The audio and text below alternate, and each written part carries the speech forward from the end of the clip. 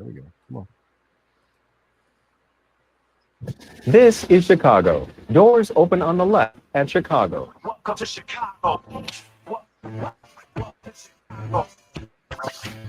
Welcome to Chicago. This is Chicago. Doors open on the left at Chicago. Welcome to Chicago. Coming from the 606 Media Studio, this is the TCSF Podcast with Big Z. As usual, we got Ivan from the Tape Never Lies. What up? We got a JC Dynasty Fantasy Football, our football guru, JC.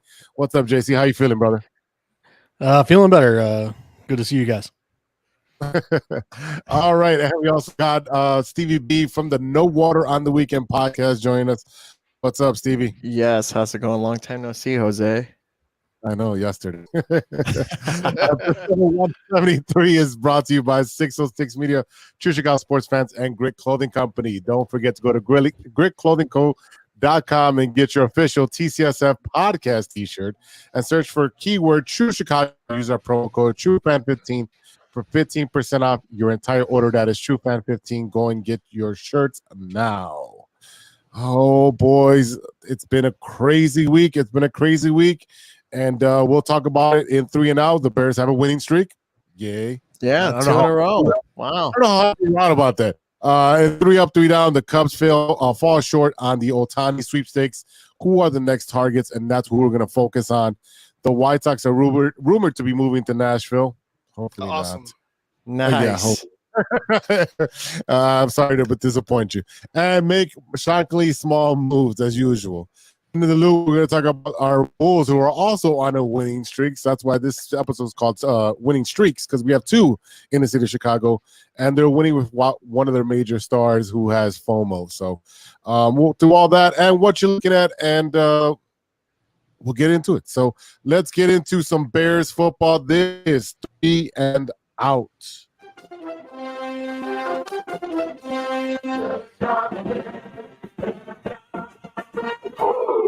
All right, first down. Ivan, tell me about this Bears game, because I fell asleep at halftime. I really did. I had some good barbecue with Steven this past weekend on Sunday, and if you had any great barbecue, you eat a lot, and it puts you to sleep. So I know we won, but tell me about this Bears game. Bro, I was very, very pleased with how the outcome came about. I told you guys last week, I believe they had a shot to win it if they were able to do similar things that they did in the first half of that first game against the Lions. The Lions defense was struggling to contain Justin Fields. There was a couple times where they did get home, which we'll talk about, I'm sure. But for the most part, it was just the defense's dominance in the second half of the Detroit Lions, pitching a shutout that I was just impressed by. And, this goes to show you, like, there is real growth happening, in Hallis Hall. So it's going to be a tough decision. I know everybody wants to point to like the Cubs and what the Cubs did with Counsell and their thought process of, hey, we need to upgrade at this position. Yeah, we found success with this guy. He's, been able to develop some players here and there, but we want to go ahead and take it up. I don't know if you can, if the defense continues to do what they've been doing. Now, people want to point to the offenses that they've been facing and the quarterbacks that they've been facing, which is fine. Right. That's very, it's a fair point, but they still have to execute. They still have to, intercept the ball when they're given the opportunity. They still have to go ahead and get to the quarterback when given the opportunity. And so far, man, in these past couple games, and I really want to point to one man in Montez Sweat, I feel like when he showed up, right, not so much stats-wise. I mean, he has 3.5 sacks now for the Bears, but the impact was evident, and it's still evident right now. Like, it's a different defense when you could rush 4 and still be able to get to the quarterback and allow the guys in the back end to kind of play free. You know what I mean? They threw Jared Goff off his target time and time again.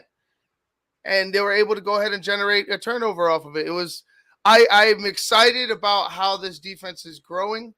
The offense, on the other hand, that's something that we need to discuss. Like there's a lot that I liked, and there's still a lot that I dislike, especially when it comes to major situations. I'll point to that fourth down in fourth and one, fourth and short. Whatever it should have been, it shouldn't have been pitched out.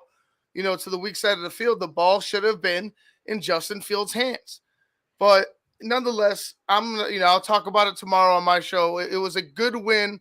The defense has just been impressive.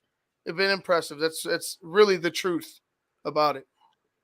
Yeah. JC, your impressions of this past weekend's game? I agree with Ivan. Basically, you sit there and take a look. I mean, defense is playing stout. Now, in the first half, we got gashed a few times on the run. Jahmyr Gibbs, I believe, had a 33-yard run, got pushed out of bounds by Eddie Jackson. Montgomery, I don't know why I can't remember his name, but Montgomery had a few gashes for 15, 16 yards here or there.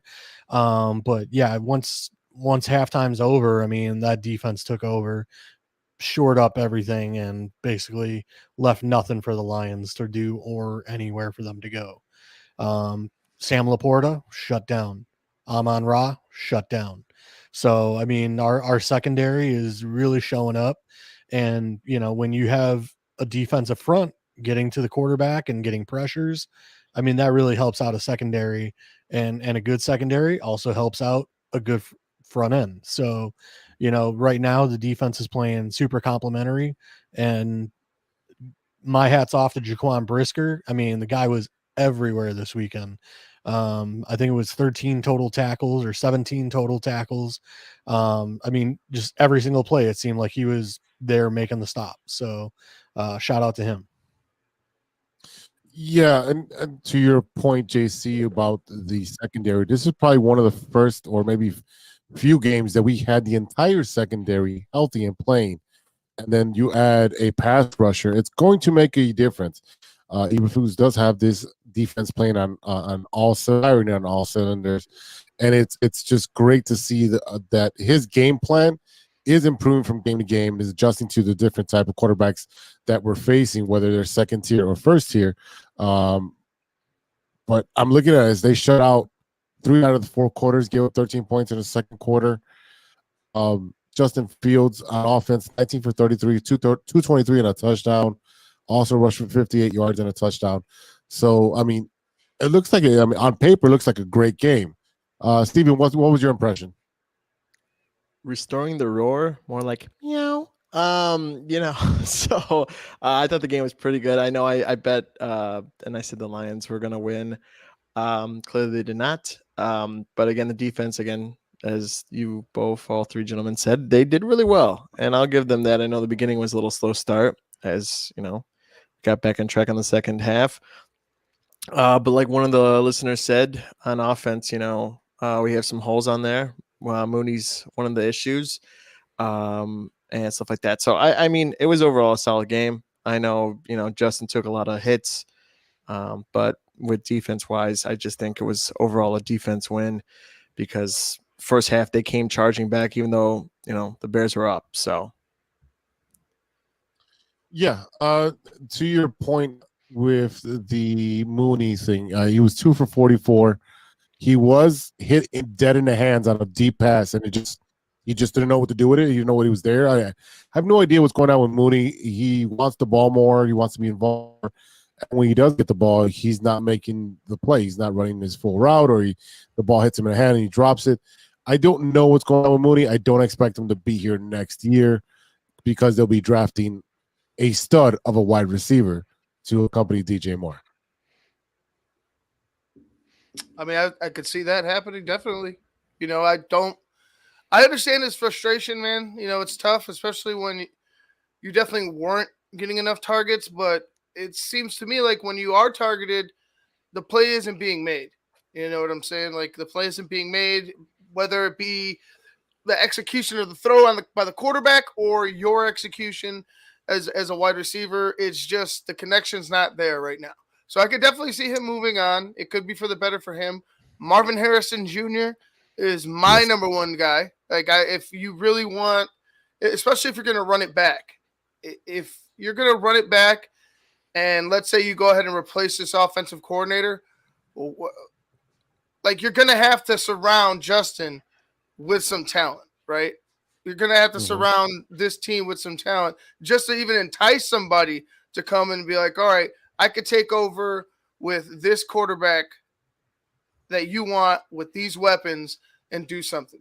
It's got to entice somebody, especially with the weapons that they would have in a Harrison, in a Moore, in a Fields.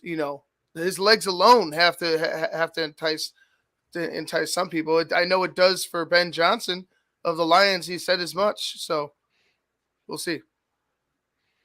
Yeah, I actually went and spent some time and watched some film from college, and just to kind of get my mind in, looking at the number one pick, and if we were able to trade out or trade back to get future picks, or get an early second back or anything like that. So looking past Marvin Harrison Jr., I actually went and watched some all 22 on Malik Neighbors, who's the wide receiver 2 from the class. Watch some of his film and stuff like that, just to see where, again, if we trade down from 1 to 3 and say the Cardinals or the Patriots end up taking Marvin Harrison Jr., is Neighbors a potential pick there? And the guy gets open, he gets the ball, but I got to do a little more research into Marvin Harrison Jr. now that I've watched Neighbors. But I sent you guys a mock where I didn't even take a wide receiver because by the time I traded out, Marvin Harrison Jr. was gone, and to me the best option was to go offensive tackle. So, and that's my because I keep looking at Braxton Jones, and I keep trying to evaluate, because he's a 5th round pick, is he performing well enough to where the Bears can move on and look at a different position at that early top 5? Or, is offensive tackle looking at a potential guy for the next 10 years? Is that where we need to put our focus? Yeah, I did like what you had up here. You had, I don't even know how to say this, but Fashanu. Olu Fashanu. Right. Yeah, the offensive tackle from Penn State at number 3. Kool-Aid McKinstry. What an awesome name. He is a cornerback from Alabama. That would be at 7. At 15, you would take Chop Robinson, another amazing name. And then at 34, you would take Bo Nix, the quarterback out of Oregon, or Oregon, however you want to say it. And 68, Jackson Powers Johnson. These names are just going to be fun to say if they are on the Bears. He's what is he? He's a center. Yeah, a center. Again, from the same organization. So you would have a center and a quarterback who know each other for years, playing Bears, and a defensive tackle, Brian Murphy II, former coworker of mine. And the Bears will be getting the 2025 Arizona 1st round pick and 2025 Washington 6th. Now, preface that particular mock draft was still they hadn't updated yet where the Bears were picking at 7, so that was also like with them still having the 4th pick. Okay. So just to give you an update on that as well, that was with the Bears still holding the 4th pick, not the 7th. Wow, so you did some research there. You definitely did some research there. What do you guys think about that? Ian? You're muted, Ivan. like I'm happy with trading down, right? Like I'm good with trading down and just kind of accumulating picks. If it is an offensive tackle, I'm all for it. With Braxton Jones's play, I think it might be a little bit difficult to justify, hey, let's go ahead and take a replacement tackle. with so Make him a many swing tackle. talented, with talented playmakers on the board. Yeah. Yeah, you don't draft a guy that high to make him a swing tackle right away. I think that somebody drafted that high is going to try to like you're competing right away to be a starter. Like I would be cautious if he like didn't beat out a guy like Braxton Jones, but I think that they like him. I really think that they like him, and he does a good job in the passing game. Like I said, I think he might need to be a little bit more physical in the run game or just physical overall. But he hasn't been, his name hasn't been called because of poor play, right? I feel like some of the sacks that Justin's been taking have been either off of a blitz that doesn't get picked up or Justin running into trouble. So it's going to be hard to justify a tackle, but for me, Yeah. if it's a playmaker at the top, I would be happy. Even if it is a tackle, okay, let's see what you're going to do with him. I just want the best player taken available, but trade the first pick. Yeah, the only reason why I brought it up was because early on in the season, Braxton Jones was having a lot of false starts and a couple holdings. Then when he came back from his little injury stint, he had a couple false starts again, which, that's you haven't been working with Justin Fields for a couple weeks, so you give him a little leeway on that, that, hey, not used to the cadence again, got to get used to a few things. But it's just one of those, again, you're looking at that. Unfortunately, you look at that 5th round pick that's, behind his name, and you sit there and go, is the 5th round talent good enough at that left tackle? So that's my only thing. That's why I keep looking at left tackle, where it's like, we solidify that, again, according to PFF, Darnell Wright has been like one of the best offensive tackle rookies this year so far. Jenkins is our top rated offensive lineman according to PFF. So Jenkins and Darnell Wright have been absolutely amazing. Like I said, it's just you kind of look at like, well, if Darnell Wright is our solid guy on the right side, do we have that, left tackle for the future? And like I said, that's to me is the only thing is like I got to keep looking at that left tackle, and like I said, maybe over the next week or two and decide, is he the guy? We can move on, look at, different position, or, is this something we still need to address? Yeah. I really think you solidify the offensive line for Justin. If you're going to, either way, whether you keep Justin or you draft a different quarterback, you got to solidify the offensive line. You see what Philadelphia has done. They've had a same offensive line or just about for the past 8, 9, 10 years. So that's exactly what you want. You want consistency. You want blue chippers all in the front line to be able to protect the quarterback and be able to have a run game. And that brings me to my second down, which is what's happened to our running backs. Justin Fields is back. I think that they've taken a back seat where Foreman had 11 carries for 50 yards. You got Herbert for 3 and 8, and Roshan Johnson with 1 and 6. I feel like they do not use our running backs enough in the running game to control the time of possession. And by using Justin Fields' legs, I think it's an asset, but it shouldn't be something that we depend on. As you've seen, I mean, in the first half, I think he got hit at least 6, 7, 8 times after the fact. It's just the NFL is not protecting him. So at this point, you got to protect him from the defenses because cheap shots. Well, there was a couple times, like you said, the first drive, right? There was 2 times where Justin ran the football and ended up getting hit. The first one was just egregious by Jack Campbell. Like it was clearly late. The second one, the guy ended up jumping up and like hitting him, like he kind of tried to jump over him or whatever. I thought even with it looking incidental, I thought there should have been something called there because of the previous one. But if it's beauty or nonetheless, Rodgers, right, but nonetheless, it's happened so much where it's after everybody could see clear as day it's after the fact and they don't call anything. They used to do the same thing to Cam Newton. They used to like treat him like Shaq. Yeah, like Shaq, like a running, like you should treat him like a running back. And even the running backs, they shouldn't deserve some of the abuse after the fact that they get. But Right. if you're gonna do this, you're potentially contributing to injury. You know what I mean? Potential injury, potential career loss, like shit like that can happen if you're gonna allow it and treat him like, oh, he's just another athlete on the field and not a quarterback. That's not what it is, dude. Like that's not what your job entails to decipher what player is supposed to be at what position and how we're supposed to treat him. If he's playing quarterback and he slides down and gets fucking hit late, throw the fucking flag because he got hit late. I don't care if he's 6'4" and 245 pounds. That's the rules. Like, go by the rules, not what you dictate the rules should be for whatever type of player is out there.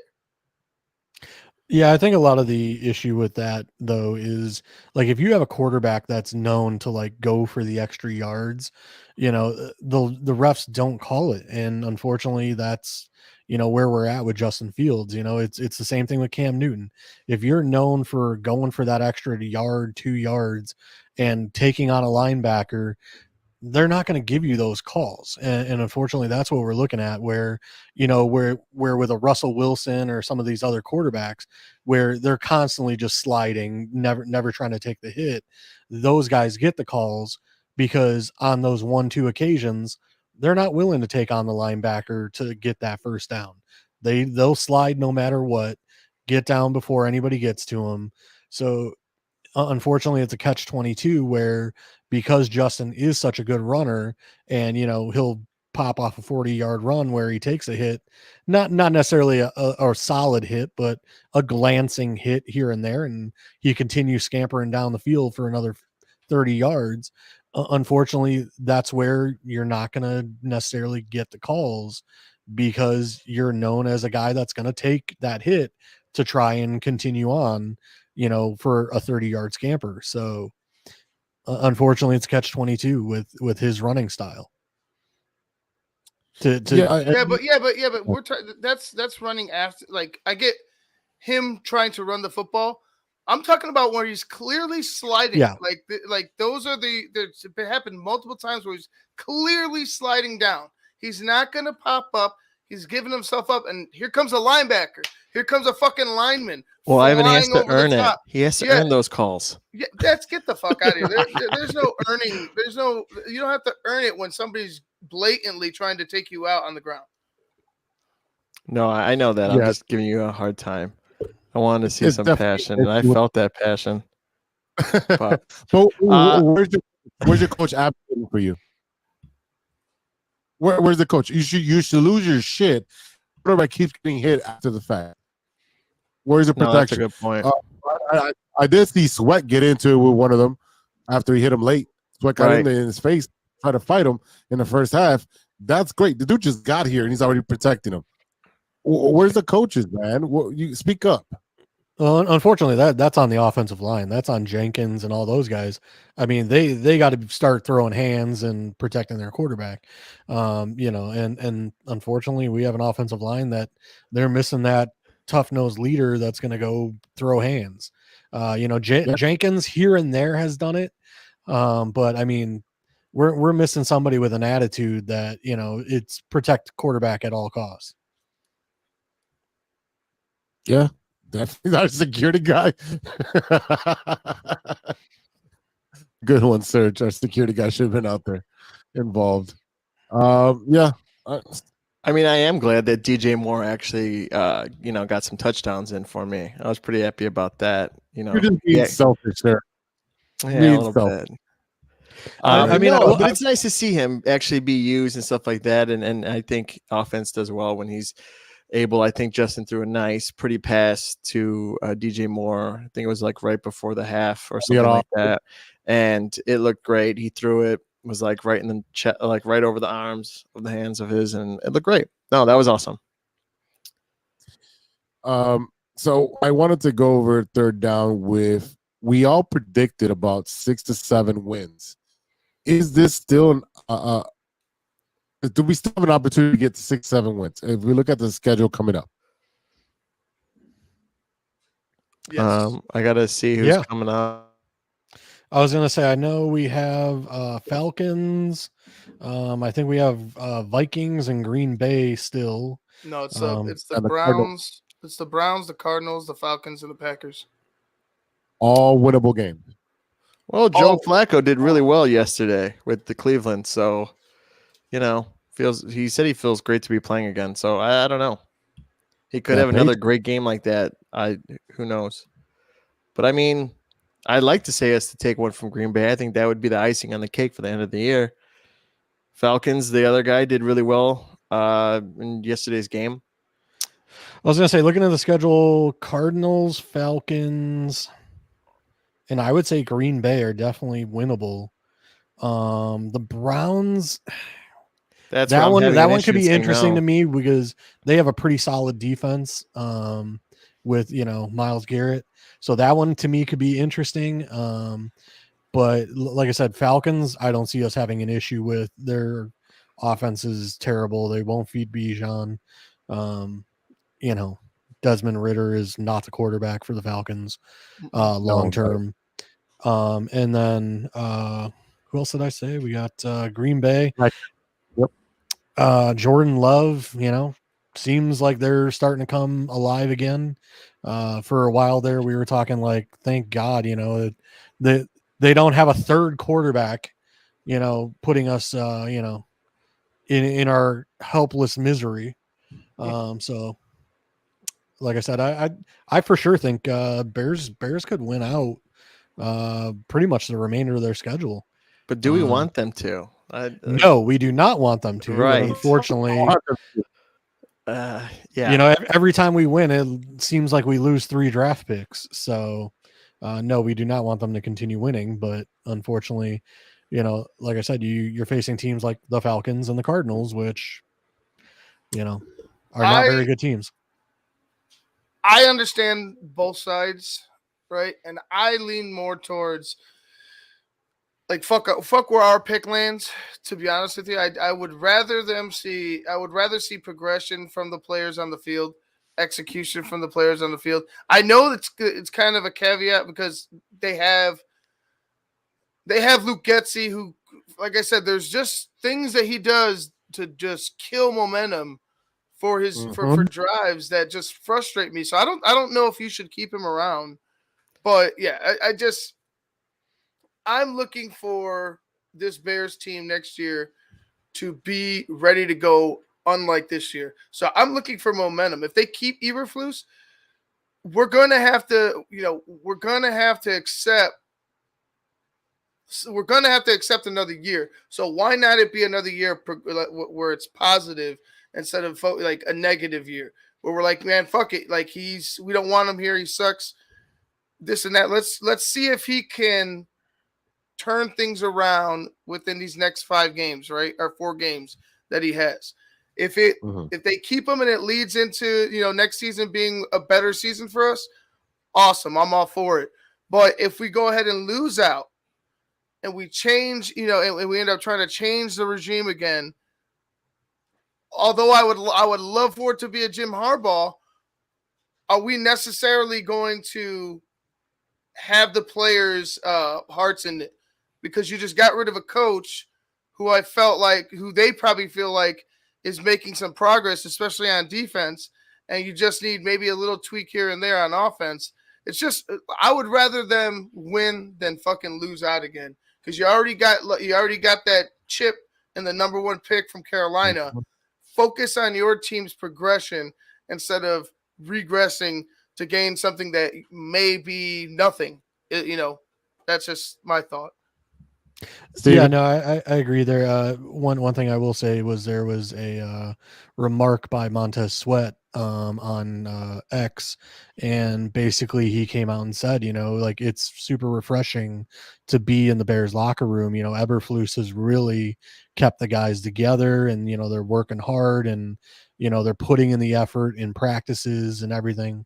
So to hear that from a guy who came from the outside of the organization, to basically, well, not only knock his former team, saying that that's something the Commanders didn't have, to come into the Bears and then say, he actually prefers Eberflus, that he really likes what Eberflus has going on in the building. That's one thing that was really nice to hear or read on X from a guy who came from outside the organization. So again, I think everything that's going on right now, if we continue on the route that we are, I think Eberflus has to stay. Again, if Eric Bieniemy becomes available, maybe bring him in as your offensive coordinator, get rid of Getsy, and like I said, see where we can go from here. That would be my, I know everybody's hard on for Harbaugh, but like I said, I would love to see Eberflus and Eric Bieniemy, and see where Bieniemy could take our offense. Yeah, I mean, the way I would say it, and I would, if we say with the same coach, great. But another part of me is like, if I'm thinking and I'm being devil's advocate here, anytime you get let go from a job, which I'm familiar with, you go and get a new manager, right? So if you get a new coach, you just got to take it at, like, you're still going to learn something new. And I'm trying to be glass half full kind of here, but you're going to learn something else, maybe add to it. And I don't think anything worse could happen and have another bad season like this again. If we do it again next year, then I really don't want to hope and pray that doesn't happen. But I'm just saying, if I get the whole concept of like Justin going through another coaching team, but it's like, okay, well, you want to win, let's win. Let's get the right pieces. Let's do the right things. But again, if Getsy's like here, then that's fine too. But I don't know. I have a weird feeling like it might not end up so well. But depends on if they keep winning or not. So that's all I gotta say about that one, boys. I really think it's like Ivan said, they're going to run it back with Eberflus because he's actually grown the defense and the team is coming together and actually put it together. You've seen the progression of the team moving forward. The offense has struggled. Obviously, we had her quarterback. We had a backup in there. We played a very tough schedule early on. I do think that it has grown. I'm not a fan of all these super short passes. We don't have, Kyle Orton who can the ball super deep. We have a quarterback that's dynamic that can do both. So the play calling should be to his strengths, and we're not using that. We're also using the running game a lot more to take pressure off of Justin Fields, so he's not taking these extra hits for no reason.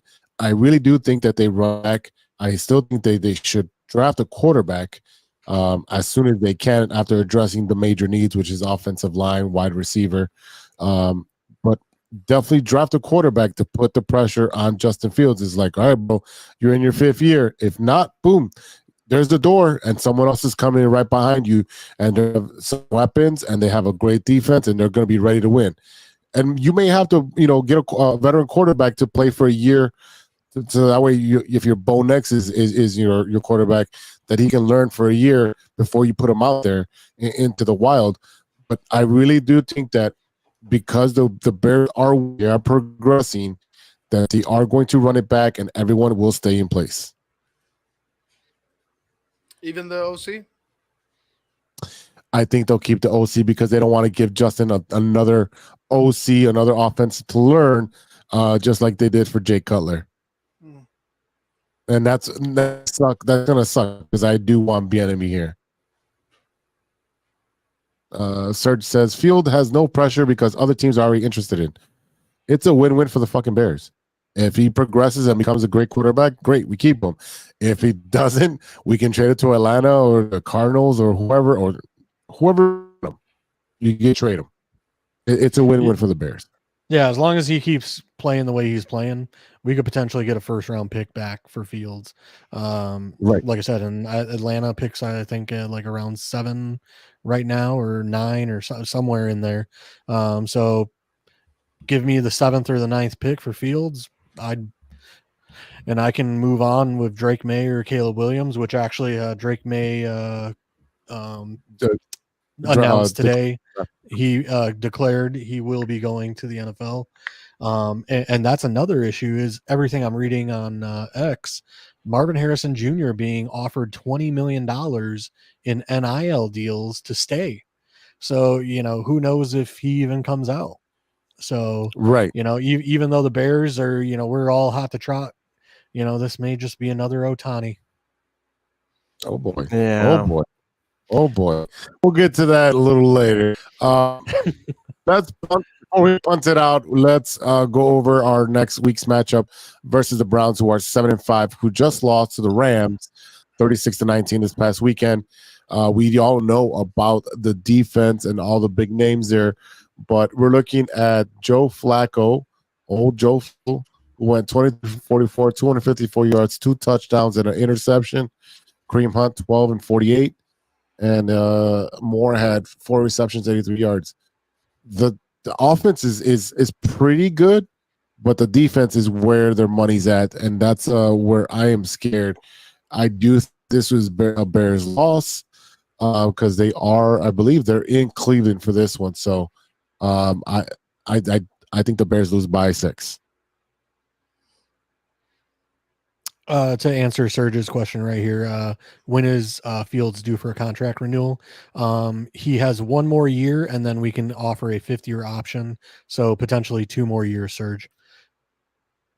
Yeah, I'm going with the Bears on this one. I think it's going to be a fun one, to be honest with you. I think Justin Fields is going to be pumped up. Definitely wants some revenge after that horrible NFL debut in Cleveland. If you guys remember, I think he was sacked like 1 billion fucking times. So I'm sure he wants to, enact revenge on them. And impress in front of the Ohio crowd after going to Ohio State. Yeah, OHIO and shit. But yeah, I think the Bears defense will do enough to, like they just did to Jared Goff, knock Joe Flacco off his mark, generate some turnovers, and I think the offense will keep the Browns defense on the field a lot longer than the Browns defense will a lot longer than the Browns offense will keep the Bears defense on the field. So it'll come down to turnovers and time of possession. I think the Bears are going to do a good job. Okay. I basically agree with everything Ivan just said. The Browns defense is the best part of their offense right now, or best part of their team right now. So again, you wonder how the Bears offense will struggle against a Browns defense, but I don't see Joe Flacco with the way our defense is playing right now. I think we're going to bait him into a couple interceptions, fumbles, whatever it may be, but I foresee at least 2 turnovers in this game from the Browns. So I think Bears win. All right. Go ahead, Stevie. I want the Bears to win as well. I just think it's going to be close. I think we're going to maybe come up short. But I just feel like the negative Nancy here, wanting to get a high draft pick now. but no, I mean, I'm all for it. I want it to be an exciting game, but I think the Browns might come up with this one. Maybe get a couple good looks in with Fields, but I think it should be a close one. Fields, puts on a good show and might come up short like Patrick Mahomes did last night. So, or last afternoon, I should say. So that was his boy. That wasn't Patrick. I know it wasn't him, but yeah, I get you. Yeah, I just want to correct myself quick. They played the Jaguars and beat them 31-27, not the Rams. That was the week before. So we're split down the middle, and you know what? We've been pretty wrong a lot of these weeks. I know JC and Ivan did pick the Bears last week for the win, so I guess you could follow their picks. Congratulations. I've taken a beating this week in gambling, so I'm chasing on this Monday. So hopefully I can win some money. So we're split there. What do we got here? Serge is still commenting. Serge has been active on the tiebreakers. Me, Serge says that the bro and Serge is the tiebreaker. All right, so we'll definitely take Serge, who is a proficient gambler. at his word there. So, I all right. fired It him is, up when I said that Justin Fields has to earn those oh, calls, yeah, and I think that's what it was. I fired him up. I got him mad. You definitely did fire him up. Hey, we'll be right back with the loop after a word from our sponsors. This is Chicago. Doors open on the left at Chicago.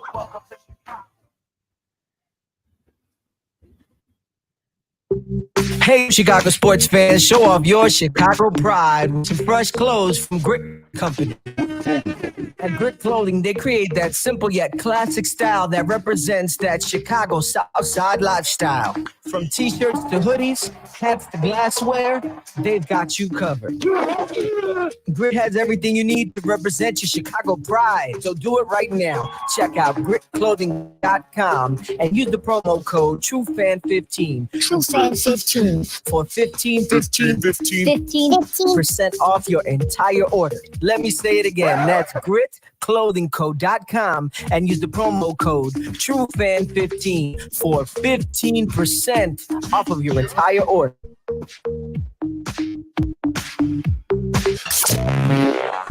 Hey guys, it's Steven. And this is Sean, and you are listening to True Chicago Sports Fans. Don't forget to listen to No War on the Weekend. New episodes on Monday. You can find us anywhere you listen to podcasts. Yeah, so we're going to go do a couple of shots. So let's kick it back over to Big Z. Thanks, Sean. Welcome back to the TCSF podcast. This is The Loop, our Chicago Sports Rendezvous. We keep you in the loop, and we're going to start with our favorite basketball team here in Chicago. It is the Chicago Bulls. And you know what? They've been playing pretty damn good. They're on a 3-game winning streak, I believe. And right now they are playing the Milwaukee Bucks as we are recording on this Monday night. They're down 11, 71-60, which is no surprise because the Milwaukee Bucks circled this game after losing in Chicago. So this is a revenge game. So, boys, what are we thinking about this new Chicago Bulls team with the youth actually running Billy Donovan's offense and the lack of Zach LaVine? It's kind of what I expected because he's only coached young players, and look what's going on. I think that's one of the big things that is going on in the locker room. Plus, let the younger players play. You see Kobe White dropping 31 points. That's not ever happened with him in his career as a Bull. I mean, he's had high-scoring games, but I think that's where he actually popped off. Patrick Williams did really well, too. I think everyone's on full cylinders. But, again, it shows what veterans do with Milwaukee. Like Jose said, yeah, it's a circle game. It's a revenge game. It's never even been close. Milwaukee ever since Adonis was there, like he just, has always taken over. So I think, seeing a lot of the ball passing around, getting some good reads, watching the screens, hitting the three ball. I think Kobe's been taking over really well with the threes. I think he did really well. Again, I say it really well because he did, I think, 6 threes.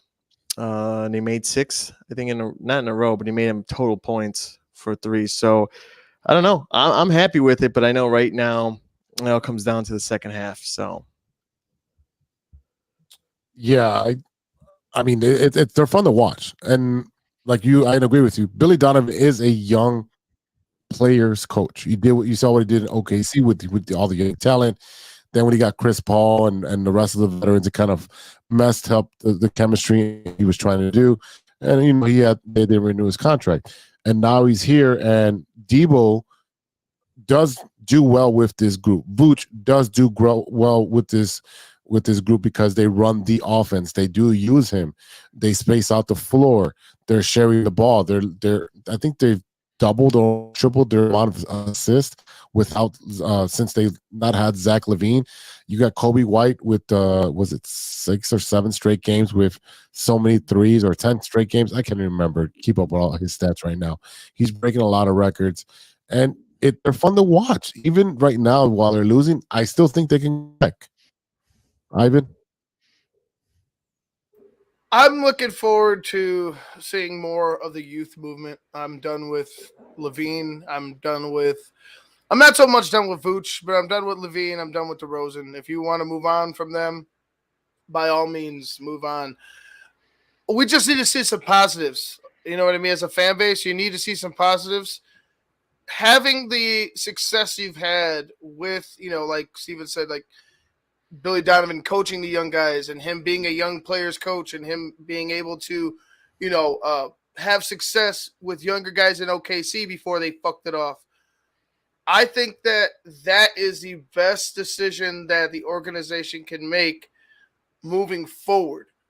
So if it's, if this is the case, then you need to see an expedited approach to moving Zach LaVine and moving a DeMar DeRozan and gathering some more, assets, some younger assets that would fit well with the style of play that you want to go ahead and move forward with.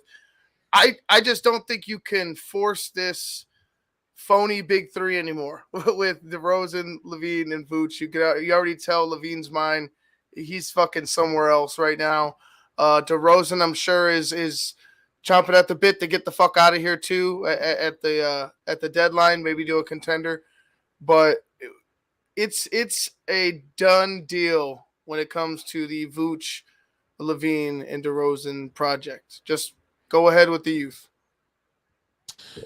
I think they still keep Vooch. I think he's a valuable piece he's a veteran presence that can help with the young kids. He's still a double-double machine. He's still pretty consistent. He does disappear when they are 74-65 at the half.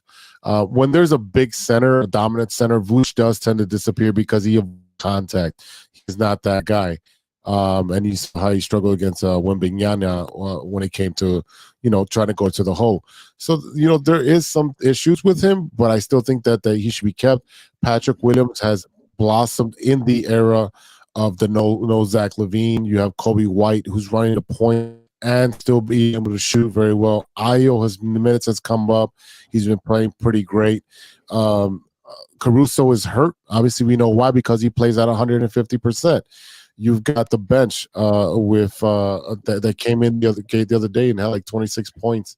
One of the other guys had like 4 3-pointers in San Antonio. The bench has been showing up. They're getting minutes. They're able to do what their talents are put in the team for, and it's good results. JC, what do you got? Yeah, no, I mean, we've I said a couple weeks ago that potentially the one guy that I really like to stay on the team would be DeRozan. But then, more news has come out on X saying that, they really are not even close on an extension, and it's looking more and more like he's going to be gone. So, unfortunately, where you look at with LaVine out, DeRozan's actually been toeing the line and playing pretty good with these young players. Alongside with Vooch. But you sit there and look at, if they're that far away and apart from each other on contract extensions, unfortunately, it's something we're more than likely going to have to do. We're going to have to move on from DeRozan.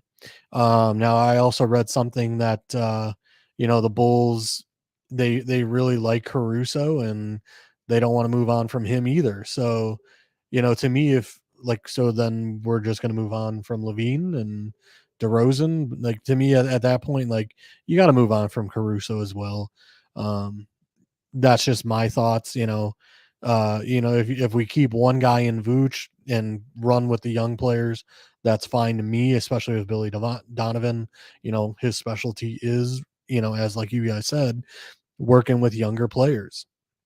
But it's, again, what would be the point in keeping Caruso?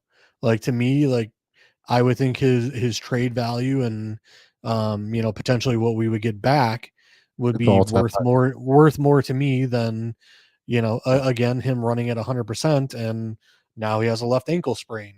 So to me, I just look at Caruso, and like I've said, he's the man of glass. He's constantly little nicks and injuries and things of the nature where I'm ready to move on from Caruso.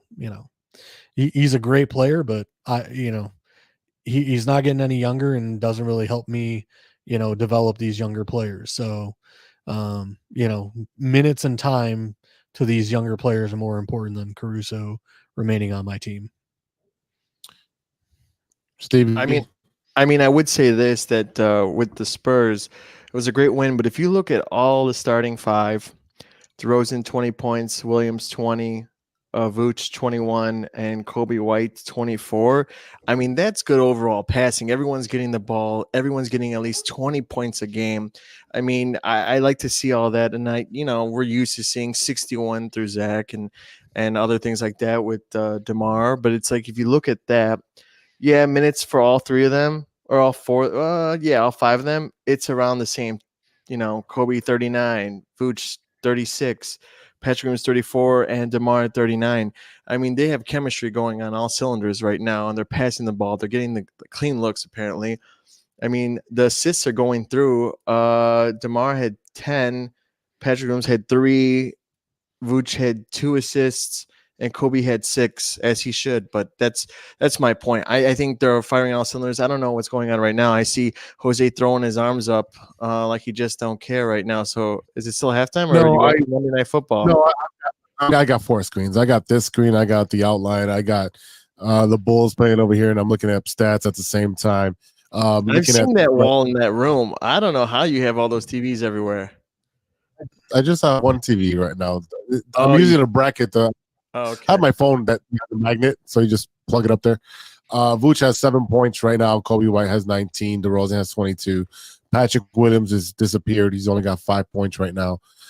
Craig has 5. Drummond has 2. Drummond's a beast. He's got 5 rebounds already in 8 minutes. I wish he can play every game, all game, but he's a little older and he can't be doing that, which is fine. But we need our backup point guards, which would in this case starting point guard was Dosunmu, but we need him actually showing up and showing growth. And this is where Caruso is one of the main cogs for you that runs the offense and brings everybody together, and is also a defensive presence because the last time he was guarding Giannis and shutting them down. So now you don't have that. You don't have that intensity, and I think that's one of the reasons that they want to keep him. But to JC's point, this is where his trade value is at the all-time high. You trade him. DeMar DeRozan has already said New York and Miami are his 2 destinations. Zach wants to go to L.A. Send his ass to the Clippers, to the dysfunctional Clippers, and let him sweat it out over there. So that would be hilarious. He ended up in the Clippers. There's nothing but egos, and there's only one ball. So let them deal with that BS over there. And we'll take the draft picks and everything that they can offer us. But this team is not going to win a championship this year, and possibly not next year. You still have Lonzo Ball on hooks, and that's another anchor holding you back from developing and being a contender. You have too much money on the books that you can't move, and this is a problem. $20 million for Pat Williams. Fuck no way. No, we've already covered this in previous episodes, and we're not going and send them to Detroit and take the young talent. Yeah, I would. We talked about that last episode where send Zach LaVine to Detroit and pick up some young talent and some picks and run it. Definitely. Any other thoughts? People will have to average like 25, 10, and like 7 the rest of the season for me to fucking go ahead and even think about giving him more than $12 million. You know what I'm saying? Yeah. Like, what has he done to deserve $20 fucking million a year? Not a damn thing. I mean, he has some good games, but nothing like compared to like being consistent about it. I mean, look at him now. He's got 5 points still. Yeah. I wish he had a Drummond physicality in his motor. You put Patrick Williams use into Andre Drummond, but that's just not possible. All right, final thoughts on the Bulls before we move on to the Blackhawks. Final thoughts for me, just keep letting these young kids play, man. Like I said, I think Levine's out still for another 3 weeks, 2 weeks or something like that. Like, just keep letting these young kids progress. Yeah, definitely. All right. Let's say rest of the season, but fades away and with the new contract. Yeah, no, thank you, sir. Yeah, Serge. There's no reason to sign that kid. All right, let's move over to the other team that plays at the Madhouse on Madison. That was the Chicago Blackhawks. Stevie B, what's going on with the Blackhawks?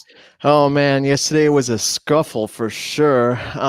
It had bad taste in everyone's mouth because the Capitals won 4-2. They actually got into a team fight altercation, but with the fighting stuff, I like it. It's great camaraderie. It shows everyone's got each other back in hockey. But yeah, they lost 4-2. They lost to the Capitals, and again, it was still fun to watch. It was a Sunday night game at the United Center. So I mean, once you finish watching the Bears play, then I hop on and I was watching some of the game. But it was close in there. Again, you're getting assists from Bedard and a couple other guys in there. But the night before, what was it, on Saturday, December 9th, they beat the Blues 3-1. So, and then the following day, they beat the Thursday, they beat the Anaheim Ducks. So, I mean, they're up and down. Yep. But again, you're going to see that with a young team. It's fun to watch, and they're not just going to straight lose, right? So, other than that, I mean, I'm still going to wear my Blackhawks stuff and still support the team again. And I sent you a fun video, yesterday about the Blackhawks certain scheduled days. They have like all Christmas themed out, tons of fun things to do with the family. I'm trying to go to a game this year, spread some holiday cheer. Jose, if you want to, you pay for my ticket too. Yesterday you paid for the barbecue stuff, so I appreciate that. I finally got that meal, Ivan. So my bet hit. So nice. But it was good. I think this team is going to be fun. And they're 9-17 and 1 tie. So they kind of have the same record as the Bulls right now, but I would still watch the Blackhawks a little bit more. But I like both teams. But the Hawks had a great game last week against the Predators, where it went into overtime. Right. And you had Bedard with the sick as what is that called? Shootout. Yeah, that was nice. I was at the bar after bowling. And I was just in time for overtime, and then just to see them lose. But this team has fight. They're gritty. They got fight. They just don't have enough talent to compete on a nightly basis with the rest of the NHL. There's teams that they do compete with because they're at the same level. But I mean, they do upsets too. They beat the Stanley Cup champions, and I believe at their home. So it's things like that. Yeah, they have the Oilers this week, the Kraken, and then finish up the week with the Canucks on Sunday. So, again, just go and support this team. They're young, they're gritty, they're fun to watch. I told you guys, I got 2 weeks off in December, at the end of December. So I'm ready to go to a Blackhawks game. Let's schedule something for those days. All right, JC, anything on the Blackhawks? I'll say this just because Steven brought it up, where the Bulls and the Blackhawks almost have the same record, and I'll say this: it's one of those where you look at the Bulls and you're super upset because you look at the roster and the talent that's on the team. Then you go look at the Blackhawks and you're like, oh, they're awesome! Like this is a fun team to Right. So it's one of those where it's like even though they have the same record, it's kind of one of those like you forgive the Blackhawks because we know what they were last year. And you sit there and go, hey, you know what? We have a superstar in Bedard now. Like, we're growing. Like, we can see that, the Blackhawks will hopefully be on the upward trajectory, where the Bulls, you're sitting there saying the talent should have us here, but we're playing like here. So it's one of those where it's kind of interesting, even though the teams have a very similar record, how our perceptions of one team are they're dog ass, and then the other team is like, yes, let's root them on, like, come on, like, you're doing great. So I just found that kind of interesting. Talk about that for a second. Oh man, I'm just excited. I'm happy to watch this team play. Yeah, like I said, I mean, based on what they were last year, again, you have a superstar in Bedard that, it makes you hopeful for the future. To answer Serge's comment, how is the new goalie looking? It's up and down. I think depending on who we're playing against, if they have an elite team too, and it's hard for us to defend sometimes and get back, And some guys have some great hat tricks, but I think Because it's a learning process when it comes. It's better again. It's better than last year. So Yeah, things like that. taking like 40 shots a game. It's a young guy. So again, I'm not if they just compete, it looks like it's fun, and they still have a losing record. Great. Let's get another great draft pick and another great player to put alongside Bedard, and then you start bringing in some veterans. You bring in a Bufflin. You got to have a Bufflin on your team to whoop somebody's ass for touching your players. You need that type of grittiness, and I think they'll be there. They'll be there soon. Yeah, you need that dog energy. That's right. That's right. All right. Speaking of dogs, the White Sox. Bro. Hold on, I'll play You it know right what now. time it is. This is Ivan's favorite time. I got to play the White Sox song. Let's go, White Sox.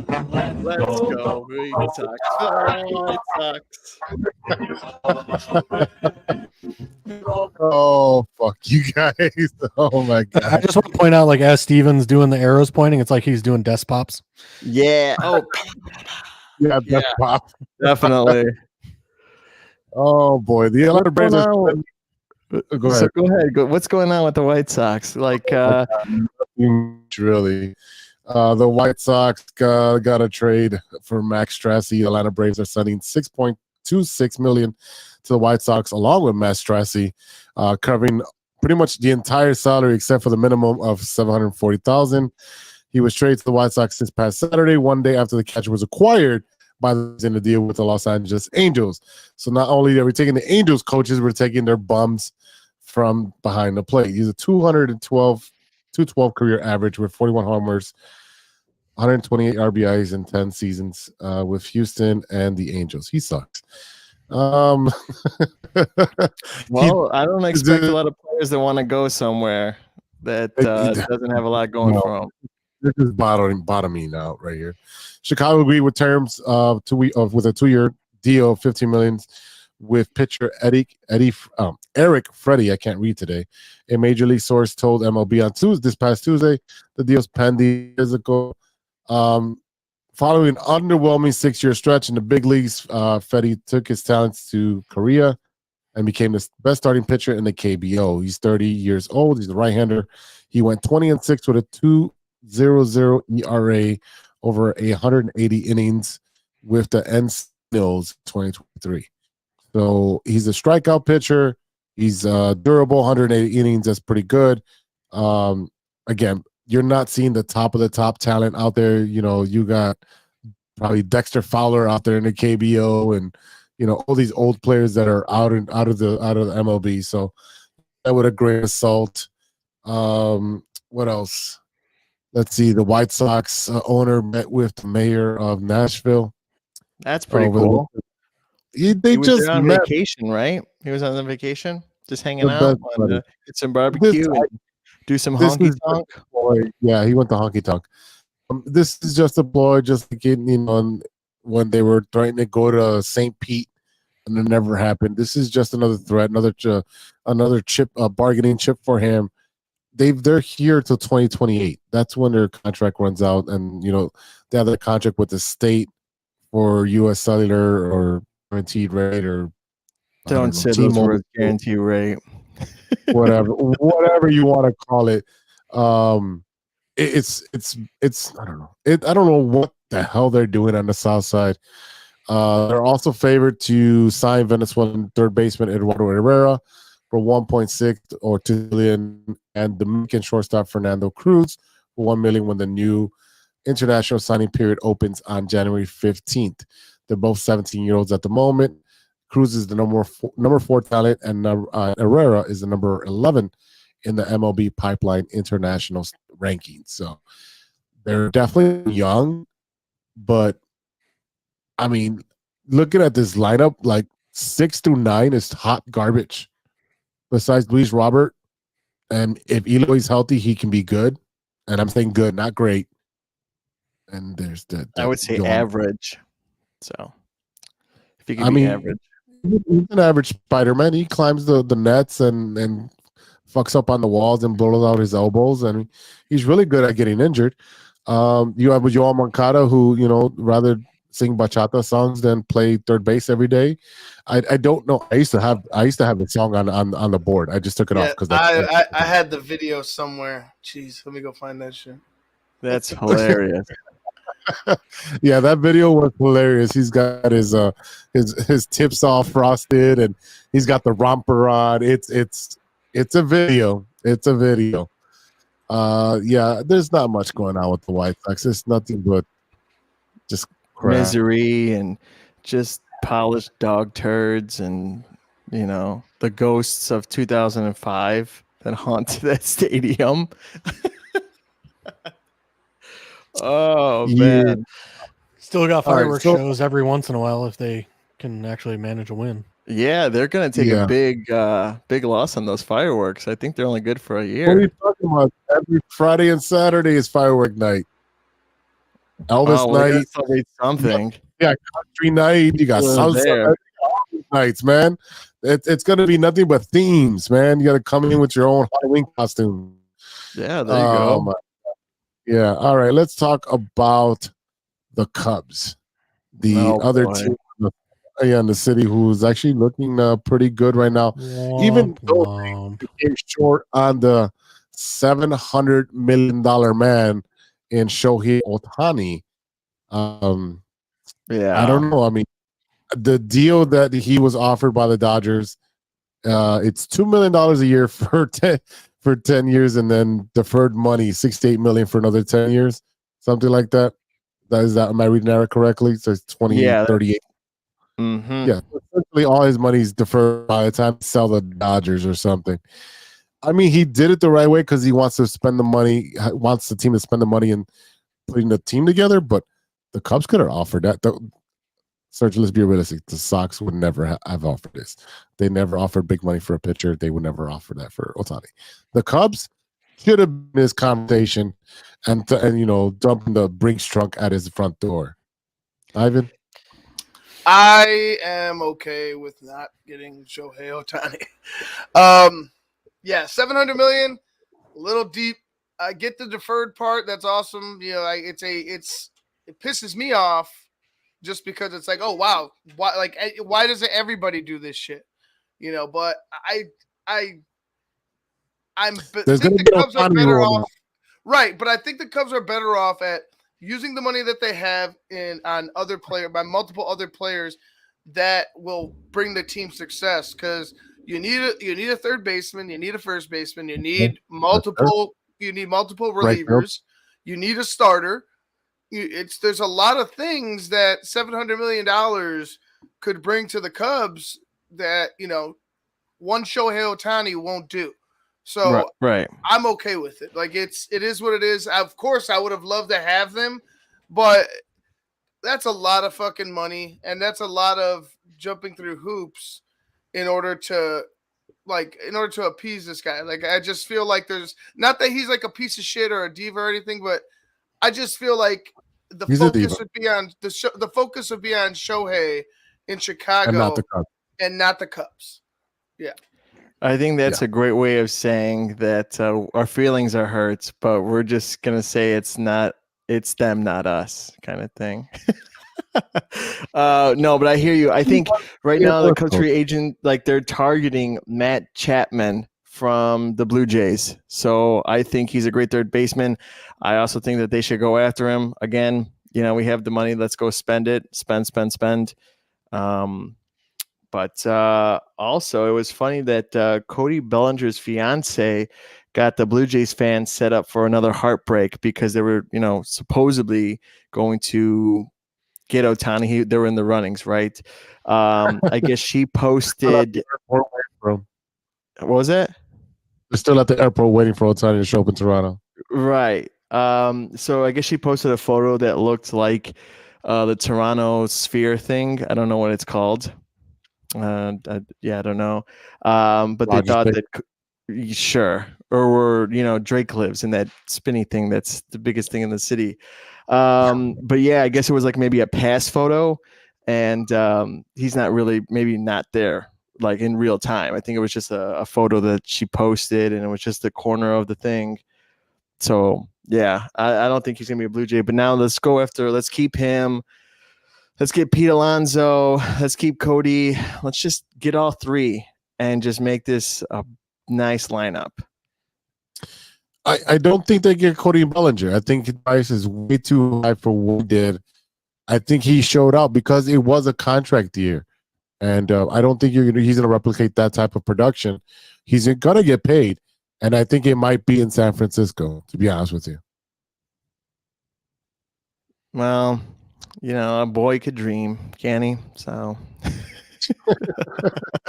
I mean, let the money around and get some great talent to surround this team with consistent players that are going to show up and play, great baseball. Like, right. You do need a right fielder. You do need a first baseman. You need relievers. You need a starting pitcher. You need a third baseman. You do have a lot of young talent. Is it time to flip that young talent for proven winners, or are you going to wait till this talent the cream rises to the top? Your Ed Howard's been sitting down there for years. Your Pete Crow Armstrong maybe needed a little bit more seasoning. You've got some players down there. I don't know what you're going to do with. I mean, the Cubs have been going after Glass now. Is that going to happen? What are you're giving up for him for 1 year? It's a lot of money for 1 year and a lot of prospects. So I don't know what you're going to do. Ivan, what do you think, man? Be my inner spirit. Give me some hope. I don't know, man. Just spend the money. Like, just start fucking spending the money. The more that they sit on their hands, the more anxious I'm getting.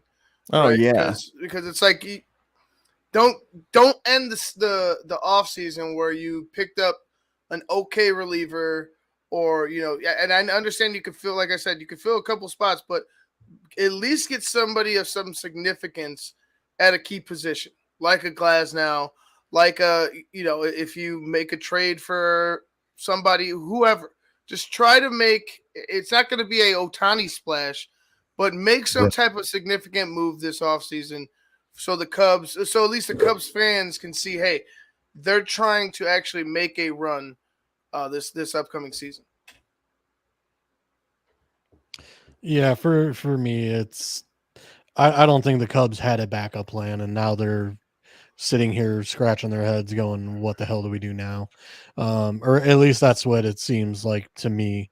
I think they were fully in on Ohtani, and I'll give Ohtani this. I don't hate him as much as I hate LeBron's decision.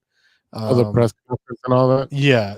I mean, to me at least, Ohtani, like you knew where he was going. It was pretty much Dodgers the whole way. When you hear like, hey, he may go to Toronto, it's like, well, shit. That would be cool for baseball. Where the Dodgers don't do what the Dodgers are doing. Where like I said, now you're deferring $68 million.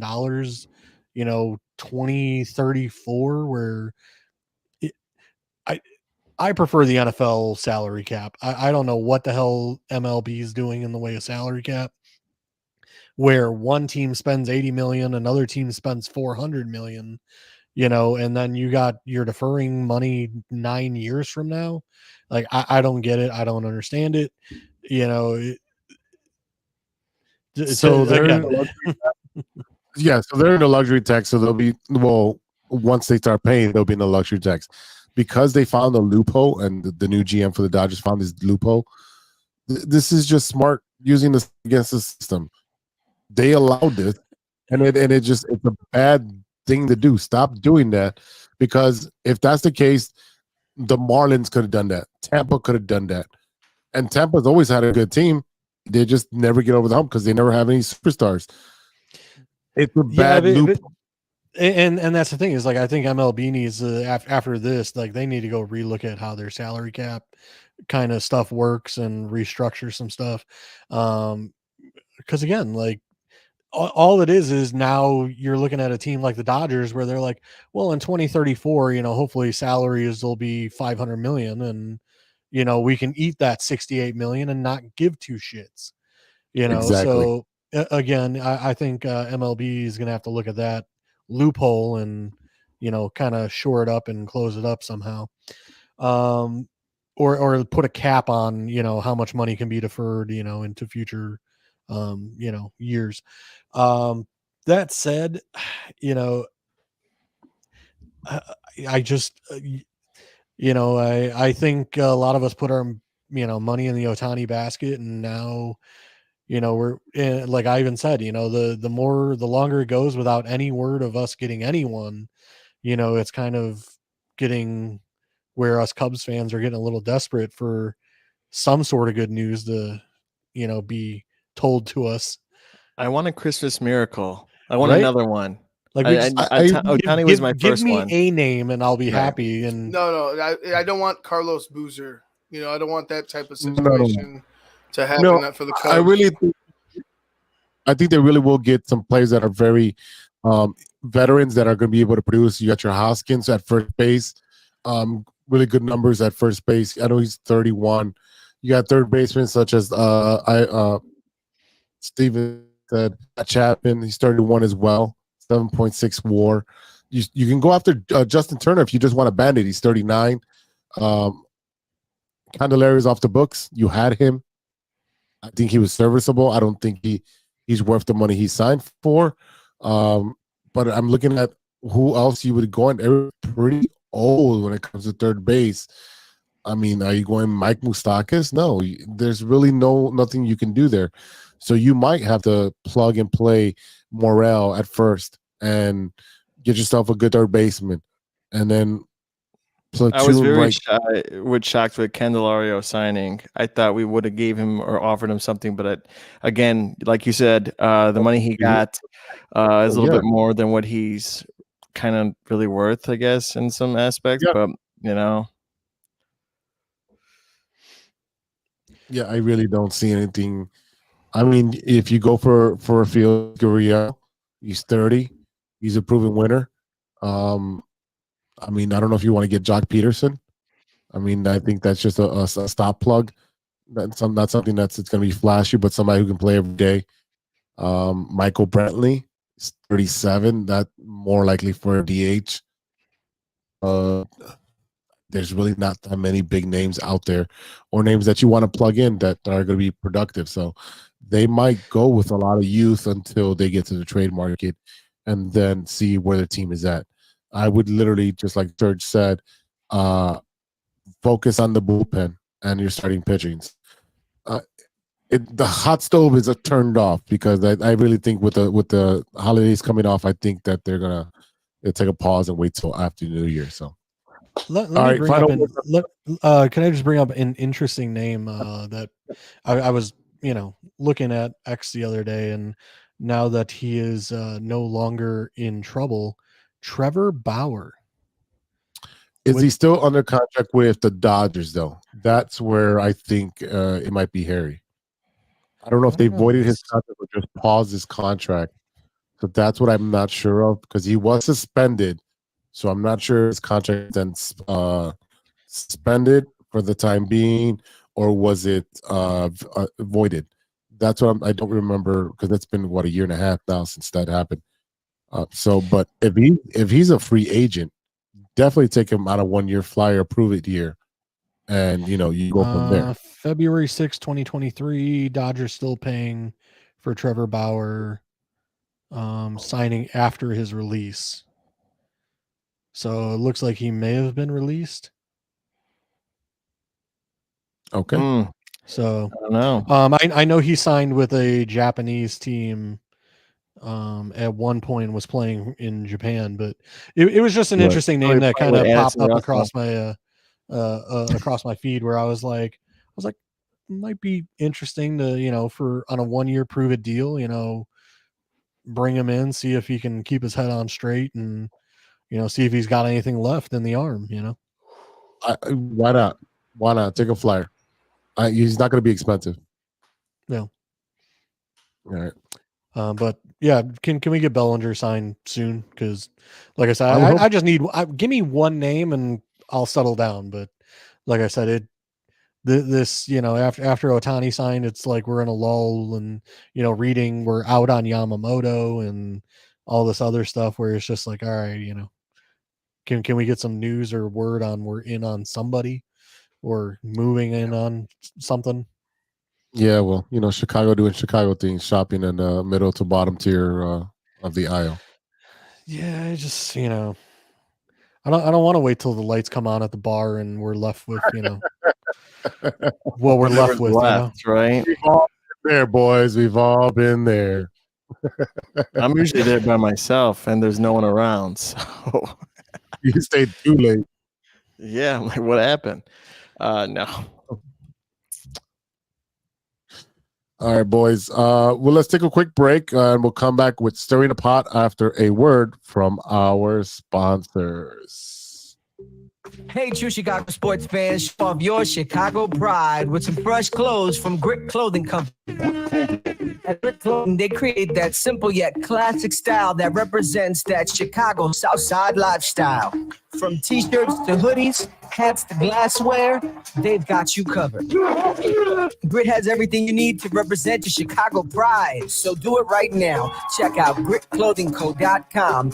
Use the promo code TrueFan15. TrueFan15. For 15% off your entire order. Let me say it again. That's gritclothingco.com and use the promo code TrueFan15 for 15% off of your entire order.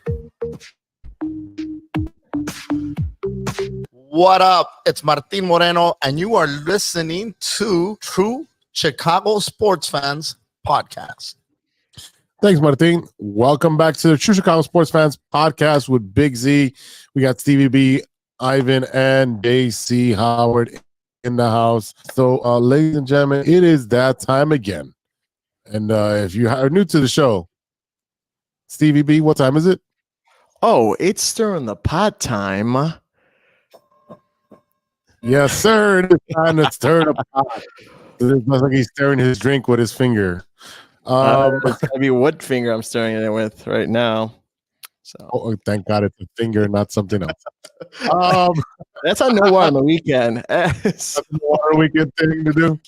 Oh my goodness. All right. So in honor of going to Offset Barbecue, thank you to Carlo and I forget the other one's name. Doug. The Carlo was the one that we met. Yeah, I met Carlo. Yeah. So thank you to Carlo with Offset Barbecue. Great hospitality, great barbecue. Was there this past Sunday. I had the smoked ribs, smoked wings, the chili, the corn on the cob. I think that was it. I don't know if you remember how anything. And Miller Lite. And I had one Miller Lite. Yeah. And what was the other pink drinks? The strawberry something? It was a strawberry lemonade vodka. Oh, nice. It was a little sweet for me. I thought it was going to be strong, not as sweet. So now, did you eat the ribs yet? Did you touch them? After this show, I'm eating the ribs. I'm literally waiting for that. I would say put them in the oven for a little bit. Let them get a little bit warm. Don't put them in the microwave. No, put them in the air fryer. I don't have an oven. I don't have a stove. Oh, you don't? You don't even have a stove. That's right. Total bachelor over here. That type of house. Yeah. So in honor of that, I want to talk about barbecue places. What is your favorite barbecue place, and what is the number one thing that you order? So let's start with Stevie B. You can't say Offset. Why? I'm the one who turned it on to you, and they're one of the sponsors on Nowhere on the Week. Well, they're affiliated with us, but I just had the BBBBL, so it's the brisket, bacon, bread, lettuce, and tomato sandwich, and I got fries. But the Chicago White Sauce that is on there, they should get Kobe White to be the face for that sauce that they have. But I like that. And then also, I guess you wanted to say Smoked Daddies. That's in Wicker Park. It's pretty good. They got rib tips. I think that's the only difference that Offset doesn't have is rib tips. So Smoked Daddy. Okay, I know the location. I've been there. Ivan, what is your favorite? Go with Sean though. If you ever want to go with Sean because he knows the manager, and last time he was there and I couldn't make it, he had his whole tab for free, comped. So go with Sean. Sean is holding up. Ivan, what is your barbecue place, and what is your favorite meal there? I really don't have a barbecue place, man. I don't specifically have one. I would just enjoy barbecue in general. So whatever you throw at me, I'm pretty sure I'll enjoy it as long as it's not fucking dry and you got some pretty dirty, tasty sauce. Yeah. Ivan likes to get his stash dirty. Famous Dave's? Is that one that you've been to? No, I haven't been to Famous Dave's yet, but Famous Dave's I've heard is good. Yeah, they're pretty good. They're good barbecue. I like the sauce, the devil's. I love that sauce. JC, favorite barbecue place? Q39 in Q39, Kansas City. Q39, Oklahoma Joe's, and Jack Stacks. All Kansas City barbecue spots, all three. Q39, got to go with the burnt end burger. Oh my God, so good. Get those burnt end, brisket on top of a burger. So good. Very good. Oh man, that sounds so good. I didn't mean to laugh at what you were saying, JC. I was laughing at Serge's comment. So much for the calories lost this week, Jose. I know. And you had like a bunch of meat you didn't cook the night before, and I cooked the meat Sunday night. I cooked it, and that's what I had to pass. So, anyways, JC Q39, and what's the other one? So Q39 in Kansas City, pretty well known. Andy Reid frequents there pretty much after every Super Bowl win, and Do you know what he gets? I think he gets the burnt end burger. If I remember correctly from one of the interviews, he talked about the burnt end burger from Q39. Oklahoma Joe's is a famous barbecue spot in Kansas City as well, actually in a gas station. So shout out to them as well. In Illinois, one of the spots I go to actually up in Gurnee is a place called Mission Barbecue. In the way of barbecue spots, one of the better ones that I've had, kind of as a quick, you walk in, order, and your food's pretty much ready in like 5 minutes. So nice. Mission Barbecue in Gurnee. I'll have to check that out. Take a drive up there. Yeah, there's another place up there. I have a place up there. There's another place called Barbecue Production. And literally you park in their parking lot and you smell the smoke like rolling out of the place, and you're like, oh man, this is gonna be one of the best. Like, it smells so good. And then you go in there and the food was a letdown, unfortunately. So that's a bummer. Yeah, so shout out to Mission. Like I said, Mission Barbecue, their food was at least on point. But I cook a mean brisket. If in the summer, stop by, I'll cook us up a brisket and we'll have at it. Sounds good. Yeah. I just want to. Yeah, you can hit up the boat as well. I got a 44-inch vertical smoker, so I can cook 2 pork butts, multiple briskets, multiple slabs of ribs. So we can have fun. I want to point out that Jose changed his hat close to the end of the show, and he puts an LA hat on. I mean, if that doesn't show you that you've given up on the White Sox and you see them as like dead, I don't know. I don't know what to tell you. Might as well move to Nashville. Yeah, go away. You only have one team in Chicago, and it's the Cubs. I fucking love Nashville. They ain't moving down there. Nashville needs their own team. They don't need to be a transplant team there. Fuck no. I want to go and do some honky tonk. That's what I want to do. That is my favorite bar there, honky tonk. Believe it or not, one of the best spots I've ever had tacos was in Nashville. I believe it. Yeah, there was a place in California I've had tacos. I can't remember the name of the place. I'll have to look it up and see if I can find the name of it. But like I said, Nashville and the place I had in California were 2 of the best taco places I've ever had. So shout out to them. Yeah. I'd like to go to Margaritaville in Nashville. I forget who owns that Margaritaville. Jimmy Jimmy Buffett. Buffett. There you go. Jimmy Buffett's Margaritaville. Yeah, that'd be pretty cool. I went everywhere. There's one in Navy Pier, bro. Oh yeah, I'm looking it up. I was like, oh, maybe it's the wrong one. Doesn't say Jimmy Buffett on there, but it's closed apparently. It opens on Tuesdays, not on Mondays. So bummer. There you go. All right, we're running a little long in the tooth, so we ready to wrap it up, boys?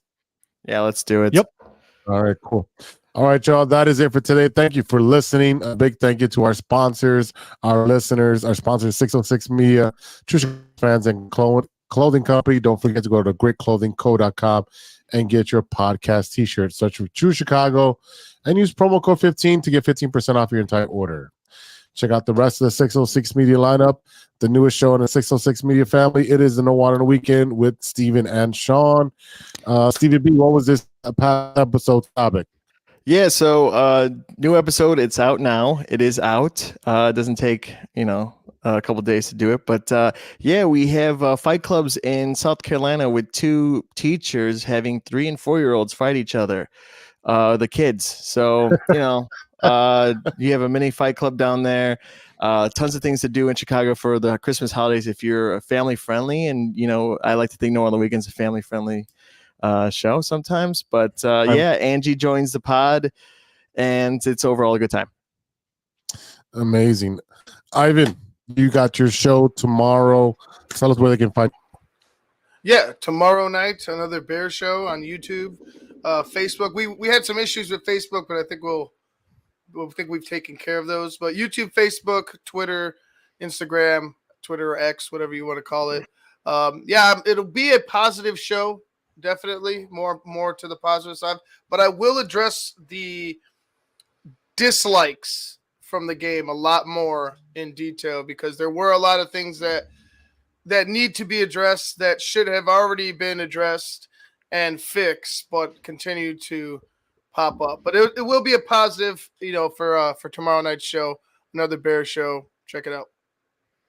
Amazing. JC, where can they find you for your football knowledge, all that breakdown you do? At JC Dynasty FF. Like I said, as the NFL season gets more towards playoffs and starts winding down for the Bears, that's when my stuff starts picking up. Start watching all the all 22 films on some of these rookies. Like I said, spent a little time this weekend taking a look at Malik Neighbors from LSU, wide receiver. So he's kind of the first film that I've looked at so far this season, just because, again, I wanted to look at someone other than Marvin Harrison to see, if the Bears were to trade down, is there a wide receiver worth anyone beyond Marvin Harrison? So again, that'll be kicking off within the next 3-4 weeks. I feel I'll be talking more on X and going over some of the all 22 film of these younger guys. Amazing. All right, shout out to Panic, Ronesh, and Series Beats for the custom made for the beats we played on the audio version of today's show. Check out paniconthebeat.com for your moment merch and gear. Check us out on social at TCSF Pod on the Twitter /X. You can find us on TikTok, True Chicago Sports Fans. You can find us on Facebook, IG, Spotify, everywhere. We're everywhere you want to be. You can reach us on our email, truechicagosportsfans@gmail.com. And for Ivan from the Tape Never Lies Network, Stevie B from the No Water on the Weekend podcast, and JC Dynasty FF, thank you so much. I am Big Z. We'll see you next time for episode 174. And until then, be good to each other for the love of sports.